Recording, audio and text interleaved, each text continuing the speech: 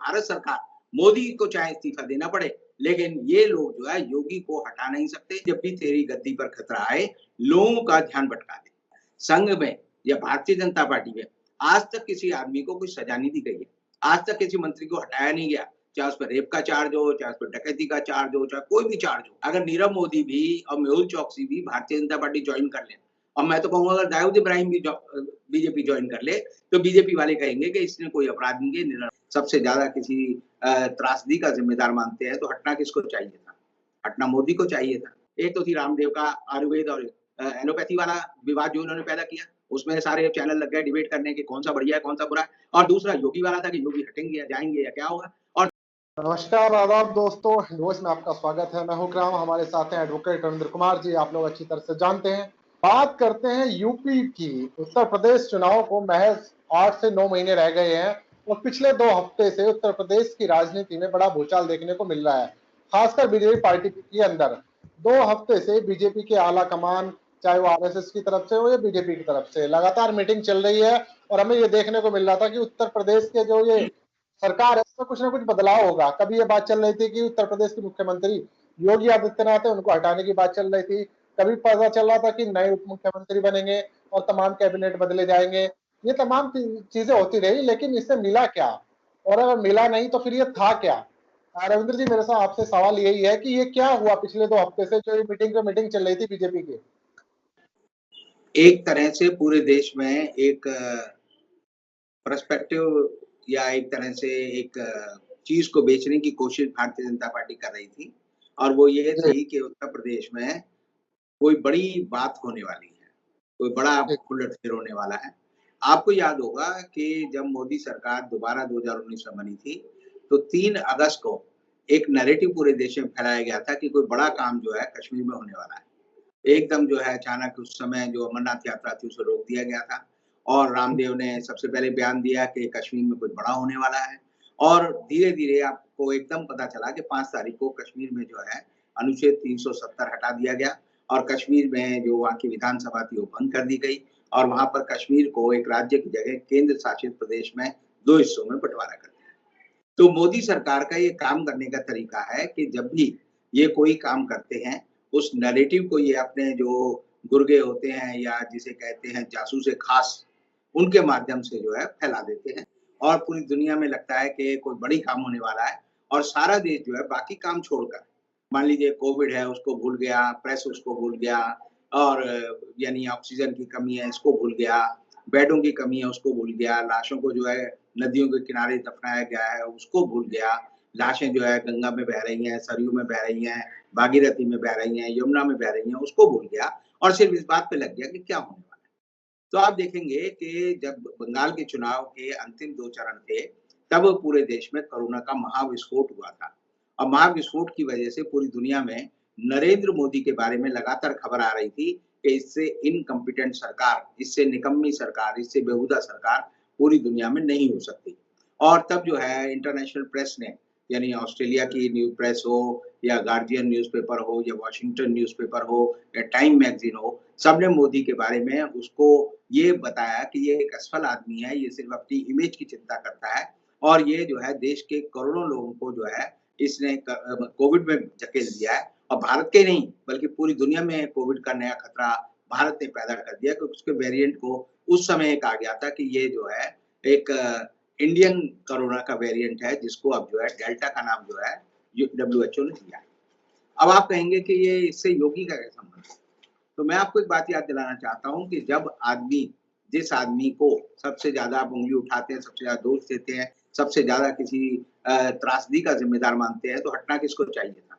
हटना मोदी को चाहिए था। हटना मोदी की सरकार को चाहिए था। हटना मोदी के मंत्रिमंडल को चाहिए था। हटना मोदी के सारे जो बीजेपी के लोग हैं, उनको हटना चाहिए था। लेकिन मोदी जी बड़े संपन्न, दिमाग संपन्न हैं। उन्होंने मैकियावेली को कंठस्थ किया हुआ है। मैकियावेली एक बड़ा कूटनीतिज्ञ, चाणक्य माना जाता है यूरोप का। तो उसने एक बात कही थी कि O king, when there is a threat to your power, divert the attention of the people. कि यानी जब भी तेरी गद्दी पर खतरा आए, लोगों का ध्यान भटका दे। अब लोगों का ध्यान कैसे भटका सकते थे? मोदी जी चाहते तो चीन से झगड़ा कर सकते थे। मोदी जी चाहते तो पाकिस्तान से झगड़ा कर सकते थे। मोदी जी चाहते तो और कोई हरकत कर सकते थे। लेकिन चूंकि हालत ऐसी नहीं है कि हम पाकिस्तान से लड़ सकें, चीन से लड़ नहीं सकें, तो इसलिए एक नैरेटिव फैलाया गया कि उत्तर प्रदेश में सबसे ज्यादा जो है कोरोना की डेथ हो रही है, उत्तर प्रदेश की सारी तस्वीरें आ रही हैं, उत्तर प्रदेश में लाशों को दफनाया जा रहा है, उत्तर प्रदेश में लोगों को जो है गाँव-गाँव में जो है परिवार के परिवार खत्म हो गए हैं, उत्तर प्रदेश में जो है लाशें जो है नदी में तैर रही हैं, तो वहाँ के मुख्यमंत्री योगी आदित्यनाथ को हटाना चाहिए। तो मोदी जी ने क्या किया कि जो तोप का मुँह जो मोदी जी की तरफ था, कि मोदी को इस्तीफ़ा देना चाहिए, मोदी सरकार को इस्तीफ़ा देना चाहिए, जो लोग जो है मोदी सरकार में बड़े-बड़े पदों पे ब्यूरोक्रेट बैठे हैं, उनको इस्तीफ़ा देना चाहिए। तो संघ ने, मैं कहूँगा संघ ने मिलकर जो है एक प्रपंच फैलाया और तब मोहन भागवत ने 15 मई को एक बयान दिया कि केंद्र सरकार से गफलत में जो है हुई है और गफलत की वजह से वो आकलन नहीं कर पाए कोरोना का और जब वो कोरोना का आकलन नहीं कर पाए तो उसकी वजह से जो है अब लोग मर रहे हैं और इस पे हमें जो है कार्रवाई करनी चाहिए। तो एक तरह से प्रमाण पत्र है कि मोदी दोषी है, मोदी सरकार की नीतियाँ दोषी हैं, मोदी की कार्यप्रणाली दोषी है। तो अब ये करना था कि मोदी के ऊपर चर्चा होनी चाहिए थी। लेकिन अचानक लोगों ने देखा कि 22 मई को पहली बार एक नैरेटिव आया कि जी उत्तर प्रदेश को लेकर जो है दिल्ली में एक बड़ी बैठक हुई जिसमें जेपी नड्डा शामिल हुए, जिसमें अमित शाह शामिल हुए, जिसमें बीएल संतोष जो कि प्रभारी हैं संगठन के बीजेपी में वो हुए। उसमें एक सुनील बंसल हैं जो उत्तर प्रदेश के प्रभारी हैं संघ के, वो उसमें शामिल हुए और दत्तात्रेय हंस बोले जो कि नए अभी संगठन के प्रमुख बने हैं आरएसएस में, उनको भी उसमें बिठाया गया। यानी पूरी बैठक में ना तो योगी थे और ना उत्तर प्रदेश की जो भारतीय जनता पार्टी है उसके अध्यक्ष स्वतंत्र देव सिंह थे। तो इन पांचों को बाहर रखकर जो है एक तरह से लोगों के दिल की धड़कन बढ़ाई गई। ये बताया गया कि कोई बड़ा फैसला होने वाला है। संघ जो है जब भी बड़ा फैसला करता है तो बड़ा फैसला करने वाला है। लेकिन आप देखेंगे 2014 से लेकर 2021 आ गया है, संघ में या भारतीय जनता पार्टी में आज तक किसी आदमी को कोई सजा नहीं दी गई है। आज तक किसी मंत्री को हटाया नहीं गया, चाहे उस पर रेप का चार्ज हो, चाहे उस पर डकैती का चार्ज हो, चाहे कोई भी चार्ज हो। वो आरएसएस वाले कहते हैं कि हमारे यहाँ हटाने की परंपरा नहीं है। स्मृति ईरानी ने कहा कि हमारे यहाँ किसी मंत्री को हटाने की परंपरा नहीं है। तो इसीलिए आप देखेंगे कि आप कितने से बड़ा कितना पाप कर लो, चाहे दूसरे दल में कर लो। अगर नीरव मोदी भी और मेहुल चौकसी भी भारतीय जनता पार्टी जॉइन कर लें और मैं तो कहूँगा अगर दाऊद इब्राहिम भी बीजेपी जॉइन कर ले, तो बीजेपी वाले कहेंगे कि इसने कोई अपराध नहीं किया, निरपराध व्यक्ति है और ये सारी बात भूल जाएँगे। तो अब आप देखिए योगी पे नजला गिराने की जो बात चल रही थी, तो लोग जो भारतीय जनता पार्टी का चाल चरित्र चेहरा जानते हैं, जो जानते हैं कि भारतीय जनता पार्टी जो है किस तरह की नीति करती है, तो योगी उसका एक निकृष्टतम उदाहरण हो सकते हैं। जो आदमी ये कह सकता है कि मुस्लिम महिलाओं की लाशों को उनकी कब्र से निकालकर उनके साथ बलात्कार किया जाना चाहिए। जो आदमी दंगे करा सकता है, जो आदमी जो है किसी भी तरह तक जो है हिंदू-मुस्लिम विवाद और घृणा फैला सकता है, दंगे करा सकता है, उसको भारतीय जनता पार्टी कभी नहीं उठा सकती, हटा सकती। वो भारतीय जनता पार्टी का पोस्टर बॉय है। उनके पास एक ही ब्रांड है और ब्रांड जो है मोदी नहीं है। ब्रांड आज के दिन जो बीजेपी का है, वो योगी ब्रांड है, योगी ब्रांड है। तो योगी को कैसे हटा देगी? ये तो ऐसी बात हुई जैसे अमिताभ बच्चन की फ़िल्म से आप कहो जी शोले फ़िल्म से जो है अमिताभ बच्चन को हटा दो। तो अमिताभ बच्चन को निकाल दोगे तो फ़िल्म में बचेगा क्या? ऐसे ही आप कहो कि जो दिलवाले दुल्हनिया से ले जाएँगे में से शाहरुख खान को हटा दो, तो बचेगा क्या? तो इसी तरह योगी को भारतीय जनता पार्टी हटा नहीं सकती। लेकिन 2 हफ्ते तक एक प्रपंच चल रहा था कि योगी में कुछ होने वाला है। फिर ये दो थोड़ा-सा नैरेटिव घुसेड़ा गया लोगों को देखने के लिए और योगी की एक क्या प्रतिक्रिया आती है देखने के लिए कि अरविंद शर्मा जो कि एक रिटायर्ड आईएएस ऑफिसर है, जिन्हें की एमएलसी बनाया गया है और जिन्हें की बनारस का प्रभार दिया है कोरोना के टाइम में, उनको बड़ी ज़िम्मेदारी दी जा सकती है। लेकिन आप देखेंगे कि योगी जो है एक बड़े चतुर आदमी भी कहेंगे और बड़े निष्ठुर आदमी भी कहूँगा और बड़ा मैं कहूँगा कि पत्थर दिल आदमी भी कहूँगा कि दत्तात्रेय होसबोले 2 दिन जो है लखनऊ बैठे रहे। योगी ने उनसे मिलने का टाइम नहीं लिया।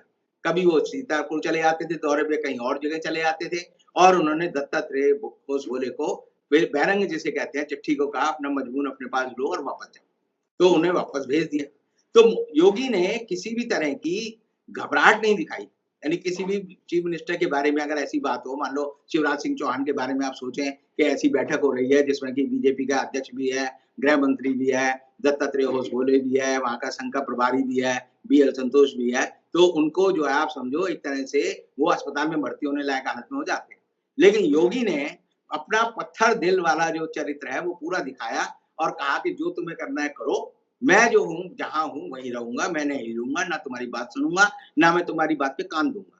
और उनके चेहरे पे किसी भी तरह की कोई हताशा, निराशा या परेशानी नहीं दिखी और इसलिए जो है उन्होंने संघ को जिसे कहते हैं ईंट का जवाब पत्थर से देना, कि इन्होंने तो ईंट का जवाब देने की कोशिश की, उससे इनके सर पे जो है पूरा पत्थर ही ठोक दिया कि तुम्हारी कोई हिम्मत नहीं है कि मेरे मामले में दखल दो, मैं सर्वे सर्वा हूँ उत्तर प्रदेश का। और आज जो योगी ने जो मैसेज दिया, उसको संघ ने पूरी तरह पढ़ लिया है, संघ को पता चल गया कि हम योगी के जो है जिसे हम मुहावरे में कहते हैं कि हम उसका बाल बांका भी नहीं कर सकते, बाल भी नहीं उखाड़ सकते, तो इस तरह की हालत संघ की हो गई है और इसीलिए भारतीय जनता पार्टी को कल कहना पड़ा कि उत्तर प्रदेश में हम कोई परिवर्तन करने नहीं जा रहे हैं। भाई अगर तुम परिवर्तन नहीं करने जा रहे, तो 15 दिन आपने देश के लोगों को क्यों परेशान किया? देश के मीडिया को क्यों परेशान किया? मीडिया को आपने जो है कोरोना से हटाकर बाप बीजेपी ने क्या उपलब्धियाँ थी 2, एक तो थी रामदेव का आयुर्वेद और एलोपैथी वाला विवाद जो उन्होंने पैदा किया, उसमें सारे चैनल लग गए डिबेट करने कि कौन-सा बढ़िया है, कौन-सा बुरा है और दूसरा योगी वाला था कि योगी हटेंगे या जाएँगे या क्या होगा? और दोनों में आप देखेंगे कि दोनों कांडों की वजह से ये सारी भारतीय जनता पार्टी की लिखी हुई स्क्रिप्ट है। जैसे फ़िल्मी कहानी लिखी जाती है ना, कि हीरो आएगा, कमरे से घुसेगा, हीरोइन को थप्पड़ मारेगा, हीरोइन रोएगी, फिर वो हीरोइन का बाप आएगा। तो उस तरह की स्क्रिप्ट थी, ये लोगों को बेवकूफ़ बनाने की साजिश थी और ये एक तरह से मोदी के ऊपर जो हमला होना था, मोदी को निकम्मेपन का जो बोझ अपना ढोना था, उससे बचाने के लिए ये एक इन्होंने एक रणनीति बनाई। उस रणनीति का भी पर्दाफ़ाश हो गया, तो इससे साफ ज़ाहिर हो गया कि योगी जो है मोदी से ज़्यादा ताकतवर हैं।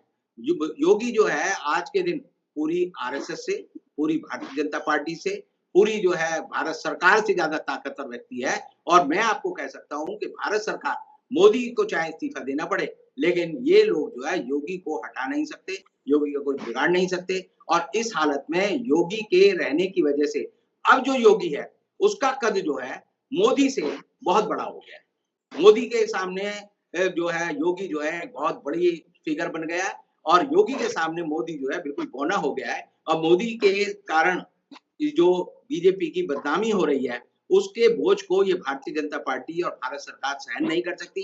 अल्टीमेटली होगा ये कि मोदी का कद अब जो है धीरे-धीरे इस तरह हो जाएगा कि मोदी के बारे में आप समझ लीजिए, अब ये पत्थर का पुतला नहीं है, ये बर्फ का पुतला है। अब बर्फ का पुतला जो होता है गर्मी में धीरे-धीरे पिघल-पिघल के खत्म हो जाता है और योगी का पूरा चरित्र, चाल, चेहरा जो है पत्थर की तरह खड़ा रहेगा और मोदी धीरे-धीरे आपको पता चलेगा पत्थर की तरह जो है एक दिन जो है शून्य में विलीन हो गए। आज से आप कह सकते हैं कि कल जो भारतीय जनता पार्टी ने ये कहा कि योगी को नहीं हटाया जाएगा, इसका सीधा मतलब है कि मोदी का पतन शुरू हो गया है। मोदी का जो सरकार है वो गलनी शुरू हो गई है और एक दिन वो विलुप्त हो जाएगी, खत्म हो जाएगी और जैसे कहते हैं कि कपूर की तरह उड़ जाएगी और यही मैं कह सकता हूँ कि योगी ने भारतीय जनता पार्टी और आरएसएस दोनों के षड्यंत्र का पर्दाफाश कर दिया है, दोनों को उनकी औकात और हैसियत बता दी है और योगी इस समय जो है भारतीय जनता पार्टी और आरएसएस से बड़े व्यक्ति हो गए हैं और इसलिए यही डर जो है मोदी के मन में अब हमेशा रहेगा और अब आप कभी नहीं देखेंगे कि मोदी जो है ठसक के साथ जो है उत्तर प्रदेश जा पाएँ,